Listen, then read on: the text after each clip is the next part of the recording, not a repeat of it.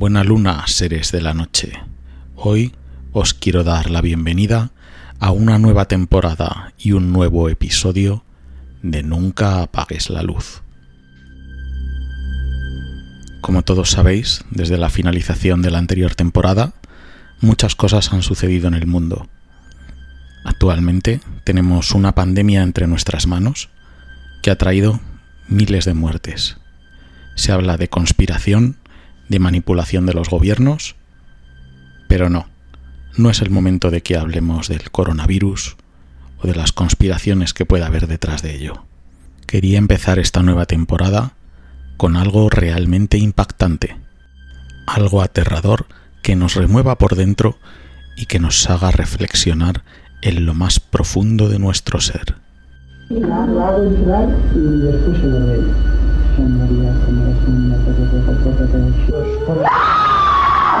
Por el nombre de Jesús, un juguete, ya te lo he dicho, por el nombre de Jesús.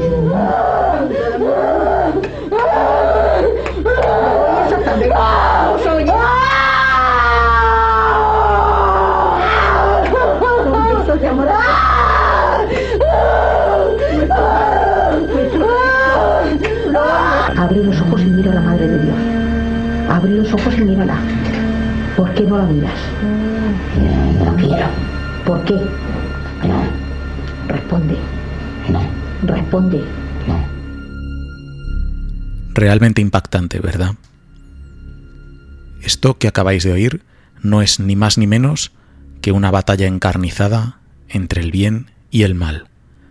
Se trata del extracto de una de las grabaciones reales que se hicieron durante una de las sesiones de exorcismo de Marta, nombre ficticio que se dio a esta posesa para preservar su identidad.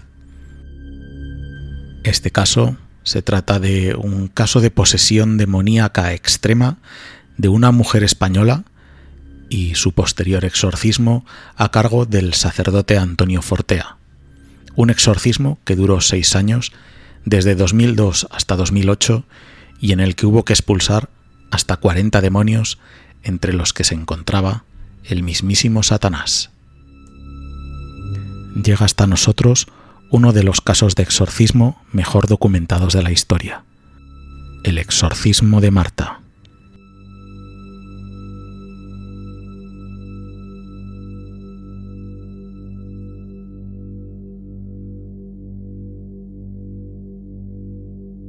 Antes de comenzar, permíteme que te dé unos breves consejos, unas pequeñas pautas, para que puedas disfrutar del programa en todo su esplendor.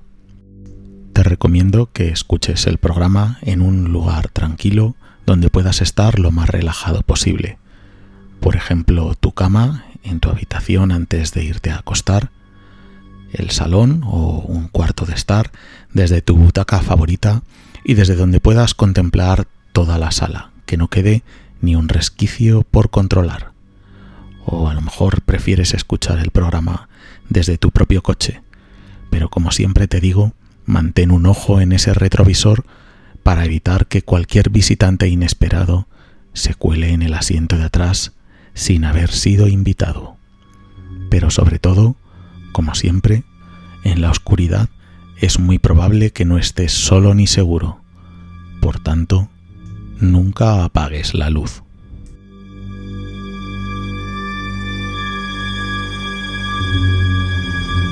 Antes de entrar en materia, recordaros que tenéis disponibles todas nuestras redes sociales, Twitter, Instagram, Facebook y también nuestro canal de YouTube, donde tras la publicación del podcast podréis tener acceso a las grabaciones reales realizadas por el padre Fortea en una de las sesiones de exorcismo de Marta. Os aviso que su contenido no es apto para los más susceptibles.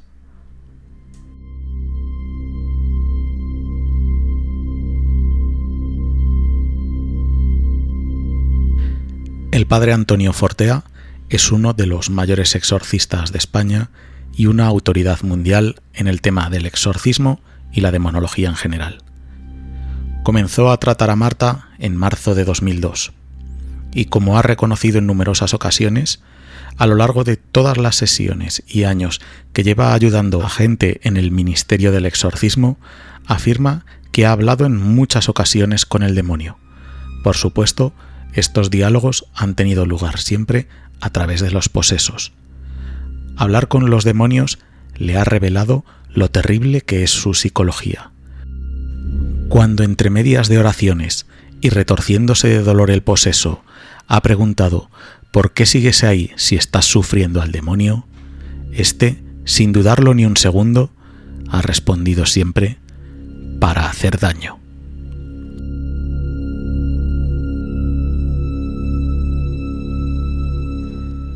Los síntomas de Marta, una universitaria que cursaba en aquella época una carrera de ciencias, habían comenzado antes de 2001. En aquella época, Marta tuvo que ser ingresada en la unidad de cuidados intensivos. Tenía convulsiones, dejaba los ojos completamente en blanco y gritaba de una forma descontrolada. Pero hasta el momento no daba ningún indicio incuestionable de estar bajo el poder de algún mal sobrenatural. 12 fueron los días que Marta estuvo ingresada en la UCI, y 12 fueron los días en los que su madre no hizo otra cosa que rezar y rezar por la salud de su hija.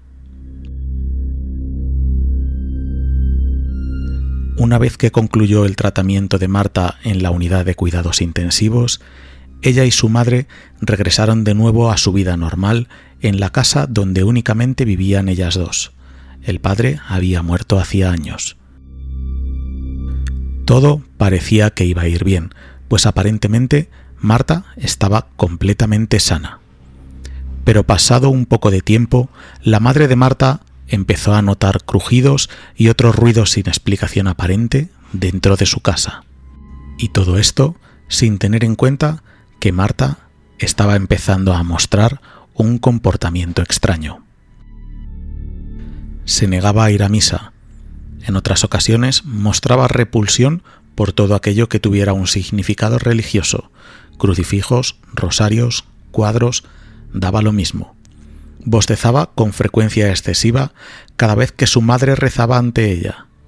E incluso, de vez en cuando, lanzaba miradas aterradoras y angustiosas, en parte como si pidiera algún tipo de ayuda y en parte como si quisiera matar a su propia madre. Se sentía agotada con frecuencia. Tenía en ciertas ocasiones dolores agudos que la atacaban a cualquier parte de su cuerpo, aunque principalmente a la cabeza. Por todo ello, había empezado a experimentar serias dificultades para concentrarse en sus estudios. Pero hasta ahí, todo podría tener una explicación científica, y la madre no descartaba la posibilidad de acudir a psiquiatras y psicólogos. Sin embargo, un día ocurrió algo que terminó por convencerla de que aquello no era algo natural. Estando madre e hija juntas en el salón, Marta empezó a mover la cabeza agitadamente y violentamente como si fuera una especie de chamán o un místico en trance. Luego se quedó completamente rígida y quieta como si estuviera viendo algo aterrador. En ese mismo instante, el pesado butacón en el que Marta estaba sentada se levantó del suelo y se quedó flotando aproximadamente a unos 20 centímetros del suelo. Una entidad infernal había aparecido y había que hacer algo inmediatamente. Fue entonces cuando la madre de Marta emprendió un largo peregrinaje eclesiástico en busca de ayuda. Inicialmente se reunieron con el obispo de su diócesis, pero éste les recomendó un psiquiatra y le ordenó a su secretario que no les volviera a permitir una audiencia con él. Luego, tras ir al psiquiatra, solo obtuvieron un informe según el cual la chica estaba completamente sana. Desesperadas, fueron a varias iglesias, encontrando en todas una negativa para atender el caso. Pero la situación de Marta había comenzado a empeorar. La muchacha había empezado a mostrar contorsiones corporales que rozaban lo imposible, llegando incluso a arquearse hasta medio metro por encima de la cama. Ante esto, la madre acudió a un sacerdote en el cual tenía depositadas ciertas esperanzas, pero en vez de encontrar ayuda, encontró una actitud despreciativa y la recomendación insultante de que ambas fueran a un psiquiatra. Parecía que nadie quería ayudar, por lo cual la madre de Marta se desesperaba aún más. En un breve periodo de tiempo, tanto madre como hija visitaron a un gran número de sacerdotes y otros religiosos, encontrando no solo gente poco dispuesta, sino cruel, como un jesuita que cuando Marta se echó a llorar e implorar su ayuda, él la sacó aplicando la fuerza y con un profundo desprecio. Tras mucho intentarlo, consiguieron algo un día en que habían acudido a un viejo sacerdote de su parroquia al que veían por primera vez. Este sacerdote pareció interesarse por el caso, pero no porque las creyera de inicio, sino porque justo cuando estaban los tres en la iglesia, Marta empezó a revolverse, gritar y gruñir como un animal ante el crucifijo del altar. Tan grotesca fue la forma en que lo hizo que el anciano sacerdote dijo que había recibido el susto de su vida y, aterrado ante lo que presenció, le insistió al obispo para que enviara un exorcista.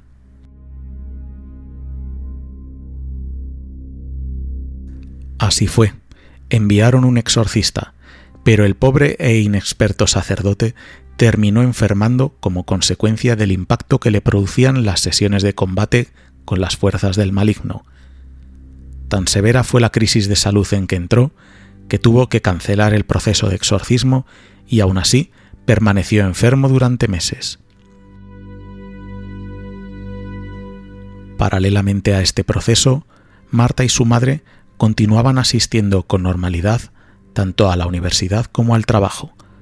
Habían guardado y seguirían guardando la firme resolución de no decir nada sobre el tema de la posesión, ni a familiares ni amigos.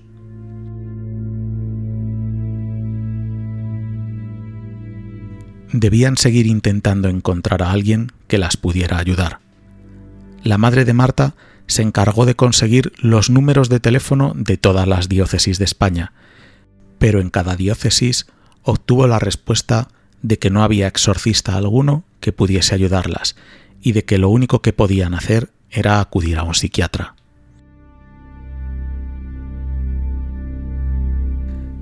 Llegaron incluso a contactar con el conocido exorcista Gabriele Amorth, exorcista del Vaticano, quien muy sensatamente les comunicó que no tenía ningún sentido que acudieran a Roma y que tenían que buscar un exorcista urgentemente en España.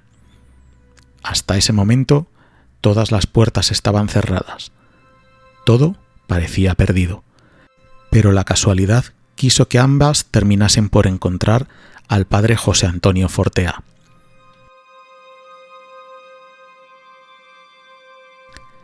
La ayuda, tras largos meses de angustias y fracasos, había llegado a sus vidas.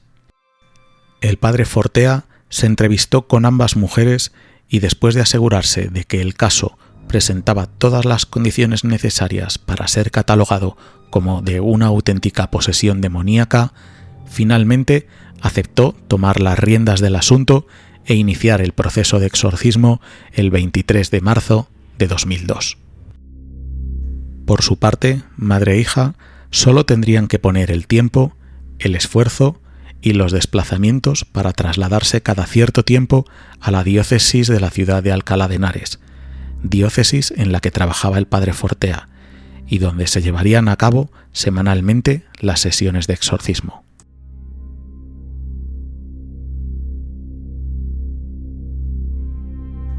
Para la primera sesión, el padre Fortea requirió a 4 personas, no solo para que le ayudaran a rezar, sino sobre todo para que le ayudaran a sujetar a la poseída. En pleno proceso de exorcismo, Fortea le ordenó al demonio, en nombre de Jesucristo, que dijera cuántos demonios había dentro de la chica, y el propio demonio le respondió que eran 5. Más tarde, tratando de averiguar el motivo por el cual la muchacha había quedado posesa, De la boca del mismo demonio se enteró que habían entrado en el cuerpo gracias a un hechizo de muerte. La explicación que se dio a estas palabras, a este hechizo de muerte, fue que la enfermedad que Marta había padecido y que casi la había matado, al parecer había comenzado en una secta satánica.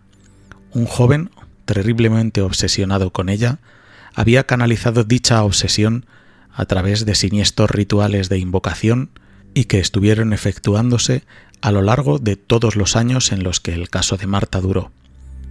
Los mencionados rituales actuaron como una fuente desde la cual todos los demonios fueron convocados, y estos atormentaban a Marta, ya que todos y cada uno de los rituales fueron efectuados con la finalidad precisa de enviar determinados demonios a tomar el control de la muchacha. Simplemente aterrador.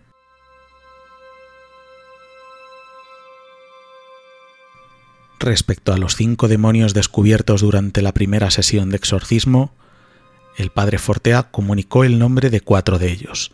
Uno lo mantuvo en secreto. Fueron Fausto, Perfidia, Azabel y el terrible Zabulón.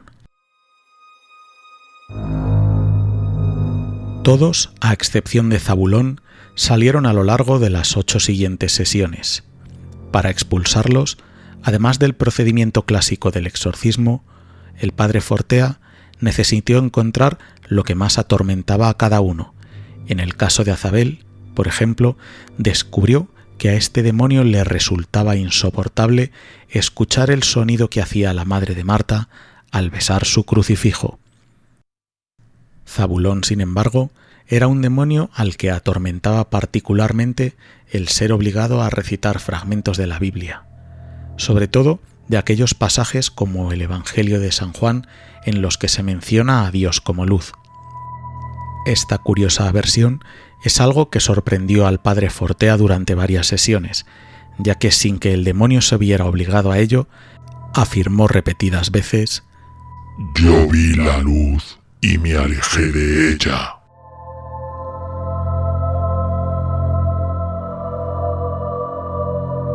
Posteriormente, llegarían más demonios a habitar en el cuerpo de Marta, como un espíritu infernal llamado Insomnio. El padre Fortea, en este caso, optó solo por orar y ordenarle que saliera. Después de 3 rosarios y tras rezar en distintas lenguas, el sacerdote comprobó con turbación que de su boca solo salía un sonido hecho con sus labios, pero no un sonido articulado con su garganta. Era un sonido que sonaba a un breve y repetitivo pss. A pesar de querer rezar otra cosa, de su boca solo salía esa especie de bisbiseo en voz muy baja y que no hacía nada más que repetir pss, pss, pss, pss. Aunque ese sonido no sonaba a nada que pudiera tener significado, sin embargo, le producía una verdadera tortura a Insomnio. Al final, el demonio abandonó el cuerpo de Marta. Al siguiente ente que apareció ante él, el padre le preguntó cuál había sido la causa de que saliera el demonio. Este repitió que ese sonido que había articulado el cura. ¿Pero qué significaba?, le preguntó. «Espíritu de Dios». Aquel sonido, que difícilmente podía pertenecer a alguna lengua, parecía ejercer algún poder sobre el demonio. El sacerdote le ordenó al demonio que le dijera a qué lengua pertenecía, pero no dijo nada. Entonces, todas las personas que estaban presentes continuaron rezando un Ave María para que el demonio dijera a qué idioma pertenecía aquel extraño sonido. El demonio no dijo nada, pero como finalmente descubrieron, aquel extraño sonido, aquel repetitivo y bisbiseante ps, ps, ps, ps, ps, ps, ps, ps, ps, se trataba de griego.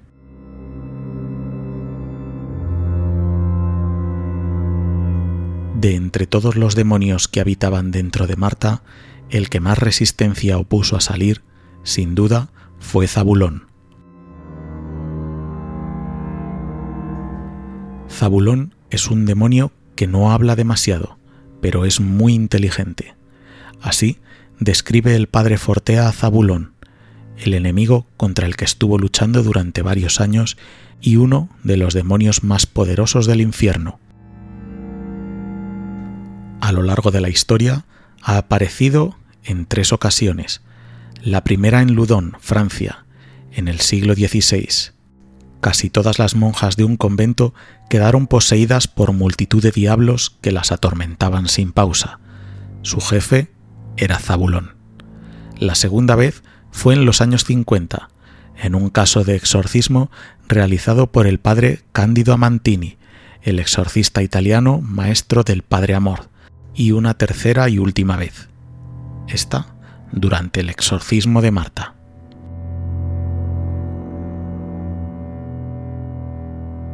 Durante una de las sesiones, el exorcista extendió su mano derecha y la impuso sobre el rostro de la joven sin tocarla. Luego cerró los ojos, agachó la cabeza y susurró varias plegarias. Entonces, un alarido desgarrador, el primero de ese día, rompió el silencio de la capilla donde se estaba llevando a cabo el exorcismo. Un grito grotesco y roto, capaz de atravesarte el alma. Un sonido que no era humano. Era un chillido sobrecogedor y profundo que salió directamente de la garganta de Marta. Uno más como en los anteriores días. Tal sonido, desde luego, no podía ser humano, y por supuesto no se correspondía con su tono de voz. Era ronco, masculino. El padre Fortea continuó rezando todavía con más fuerza, mientras los rugidos se sucedían y el cuerpo de la joven se estremecía vivamente.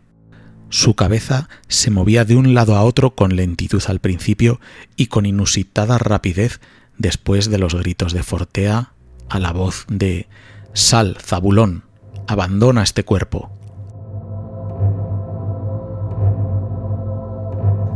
Ante la salmodia del exorcista, la joven gemía y se retorcía sin parar. Al instante, el gemido se convirtió en un rugido desgarrador, altísimo y furioso. El exorcista acababa de colocar su crucifijo entre el vientre y el pecho de Marta mientras la rociaba con agua bendita. La joven pataleaba con tanta furia que el crucifijo se caía una y otra vez. Su madre lo recogía y lo colocaba constantemente, y si podía, le acercaba un rosario que en cuanto cayó en las manos de Marta, ésta lo arrojó tan lejos como pudo con la mayor furia posible. La situación pareció tranquilizarse, pero inmediatamente Marta volvió a rugir como un animal. No había un momento de respiro. El padre Fortea invocó a San Jorge, y al oírlo, la joven gritó, bufó y puso los ojos totalmente en blanco, arqueó el cuerpo y se levantó aproximadamente un palmo por encima de la colchoneta donde estaba recostada. Aterrador. Mientras, el padre Fortea seguía combatiendo a Zabulón al tiempo que las manos de la joven se habían ido transformando. Ahora, esas manos no eran manos, eran como garras. El exorcista continuaba con el ritual. «Este es el día», dijo el exorcista en latín con el crucifijo en la mano. No, «Sal ahora, Zabulón», repetía el sacerdote. no, Ante la insistencia, el padre Fortea preguntó: «¿Por qué no quieres salir?» para servir de testimonio «¿De testimonio de qué?» de que Satanás existe.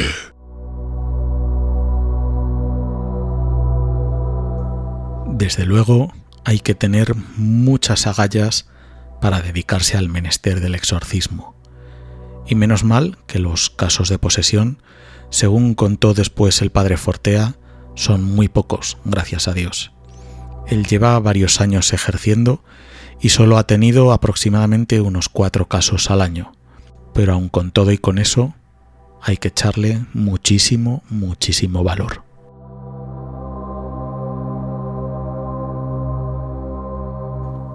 Como os he comentado al principio, estamos ante uno de los casos de exorcismo mejor documentados de la historia.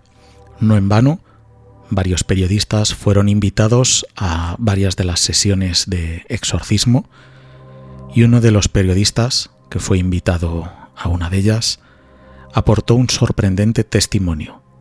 Recordó que un momento del exorcismo, Marta comenzó a escribir en un papel. Sus palabras, voy a leer literalmente, era que Marta estaba tumbada boca arriba, con la cabeza hacia atrás y estiraba el brazo para tratar de alcanzar un folio. En esa postura era completamente imposible que pudiera ver su propia mano escribiendo. A toda velocidad y, por supuesto, sin mirar el papel, la mano de Marta comenzó a deslizarse sobre el folio. Si los gritos y la voz ronca te hacían sentir la presencia de Zabulón, mientras escribía, se le sentía todavía más cerca. Los periodistas que estábamos presentes no entendíamos bien lo que pasaba, solo oíamos las preguntas del exorcista, pero no veíamos las respuestas escritas. Cuando acabó la sesión de exorcismo de ese día, Fortea nos entregó los 2 folios. Actualmente obran en poder de uno de los periodistas. La escritura era clarísima y las tildes de las síes estaban colocadas perfectamente encima de cada letra correspondiente. Los caracteres eran los propios de la letra impresa, no de una escritura manual. Era un diálogo completo oral escrito en el que el padre Fortea pregunta y Zabulón responde escribiendo a través de la mano de Marta. ¡Guau!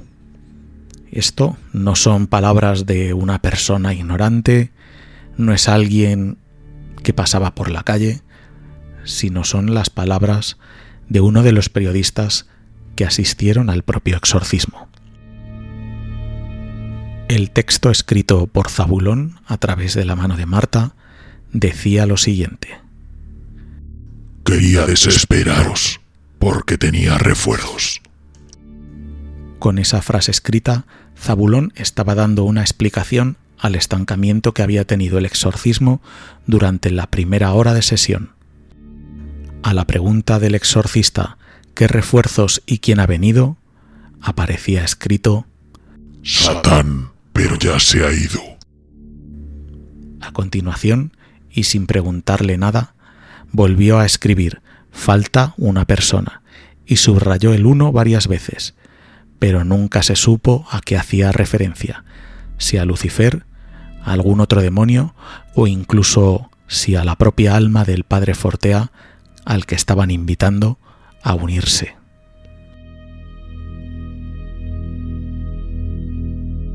Además de Zabulón, una verdadera legión de demonios comenzó a apoderarse del cuerpo de Marta.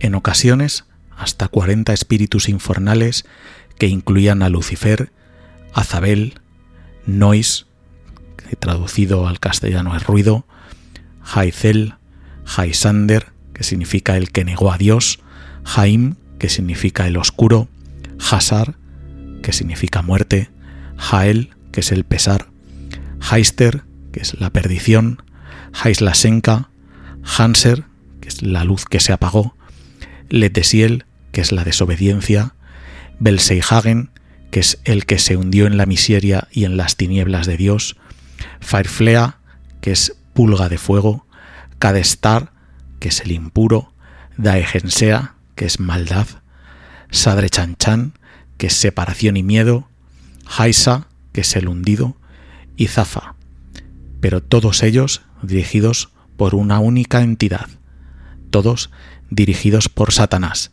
el príncipe de todos los demonios.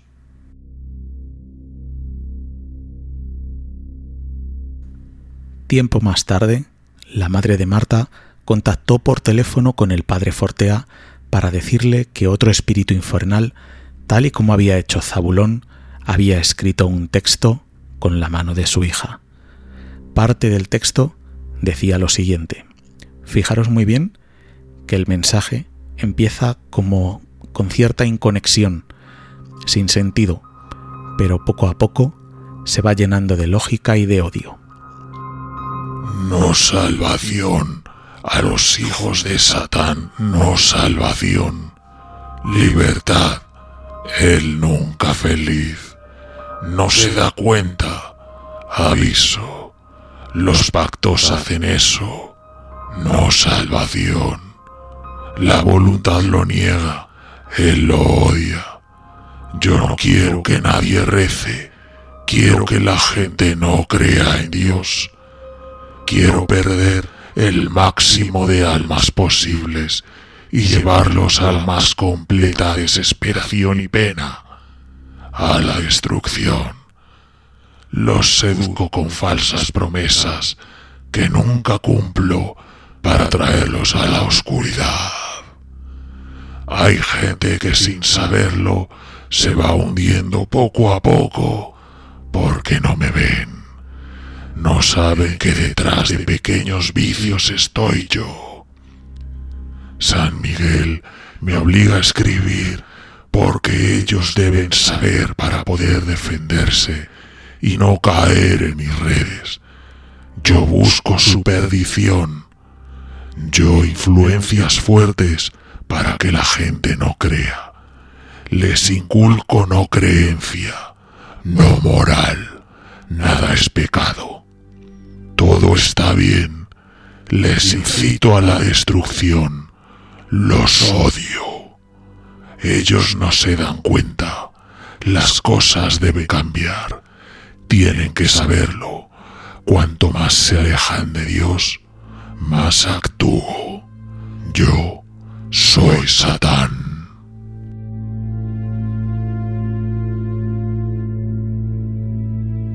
Me quedo sin palabras.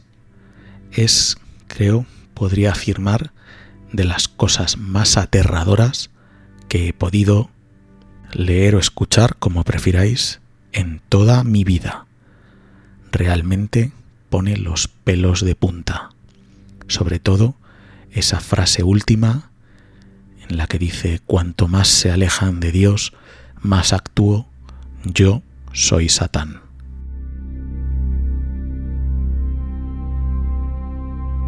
Años después de la finalización del exorcismo, el padre Fortea explicó uno de los encuentros con Satanás, jefe de los ángeles caídos, durante una de las sesiones de exorcismo. Indicó que en aquella ocasión en la posesa se encontraba solo Satán. Al principio de la sesión le preguntó al demonio: ¿cuántos estáis? La respuesta fue: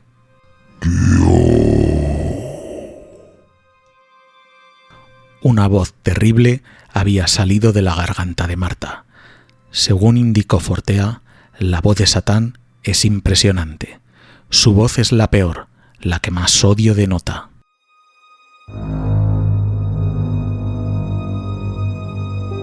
Tras ese breve encuentro con Satanás, las oraciones en aquella mañana siguieron hasta que en un momento dado Marta hizo nuevamente un gesto en el aire con la mano para intentar escribir algo. Pero en esta ocasión no fue ni Zabulón ni Satanás. Fue San Miguel el que se comunicó a través de la escritura. El mensaje era breve, pero muy esperanzador. Tenéis que tener fe, queda poco. Eso es lo que decía. Es bastante extraño de encontrar un caso como este, ya que los ángeles, por norma general, no hablan a través de los posesos, pero aquel era un caso muy especial.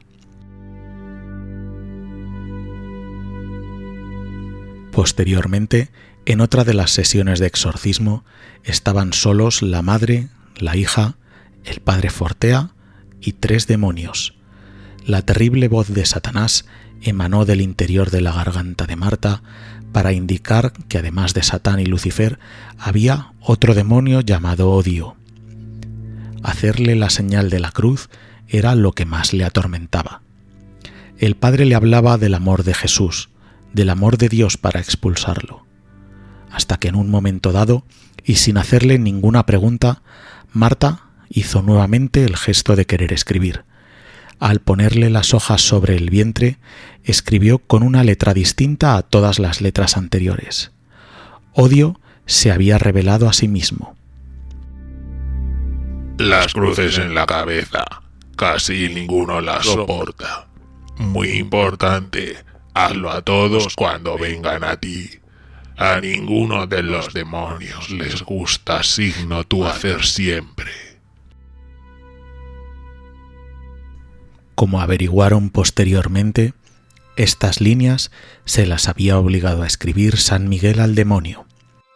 De forma magistral, San Miguel había revelado al padre Fortea cómo descubrir los demonios que se ocultan en el cuerpo de un poseso.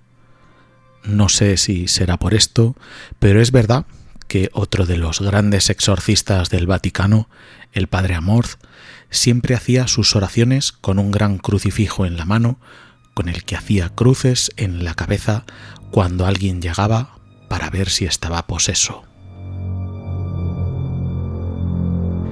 En muchas ocasiones, el padre Fortea en sus rezos había pedido la intercesión de San Jorge y San Miguel, pero lo que no sabía es que iba a tener la primera manifestación y única del arcángel San Miguel. Hasta entonces, San Miguel se había comunicado con el padre Fortea mediante la escritura a través de Marta, algo extraño, como mencionaba antes, pero jamás había hablado. Fue la primera vez que lo hizo, pero también la última. Su voz, a diferencia de la del demonio, era bella, más bella incluso que la de Marta cuando estaba en estado normal. Era una voz que transmitía paz, serenidad, amor y bondad, una gran bondad y ternura. Aquella voz dijo nuevamente que tuvieran fe, que todo estaba llegando a su fin y que vendría un gran bien para toda España, ya que a raíz de todo esto aún más gente creería. El exorcismo realizado por el padre Antonio Fortea, después de muchas dificultades y contratiempos, finalizaría exitosamente en el año 2008. Constituye un material importantísimo para ayudarnos a entender no solo el pensamiento y la naturaleza de varios demonios, recordad que en algún momento llegó a haber hasta 40 demonios, sino también ciertas cuestiones teológicas. Como ya he comentado al principio de este episodio, podemos decir que el exorcismo de Marta se trata de uno de los mejor documentados de la historia, tanto a nivel visual como sonoro como escrito. Tenemos acceso a algunas de las grabaciones de las sesiones que podréis encontrar si accedéis a nuestro canal de YouTube o incluso a nuestra propia página web nuncapagues.blogspot.com, y que son de dominio público. También tenemos publicaciones posteriores como el libro de el padre Fortea, Summa Daemonica, donde nos da todos los detalles acerca de este exorcismo. Incluso se puede tener acceso a los documentos escritos de la propia Marta, a través, mejor dicho, de la mano de la propia Marta, y que cuentan o que obran en poder tanto del padre Fortea como de alguno de los periodistas que estuvieron presentes en las sesiones. Esta cuidadosa documentación ya no es que nos sirva a nosotros para ayudarnos a entender un poco más la psicología tanto de poseídos, de posesos, como de los demonios que hay en ellos, sino que fue realmente algo extremadamente valioso para que el Vaticano lo confirmara como un auténtico caso de posesión demoníaca, la posesión extrema de Marta. Creo que hoy muchos de vosotros tendréis seguramente dificultades para dormir. Creo que yo también. Pero hoy no me puedo marchar, por supuesto. Hoy no va a ser ninguna excepción, sin recordarte que cuando se haga de noche y las sombras se ciernan sobre ti, especialmente si te estás yendo a la cama, en la oscuridad es muy probable que no estés solo ni seguro, Por tanto, nunca apagues la luz.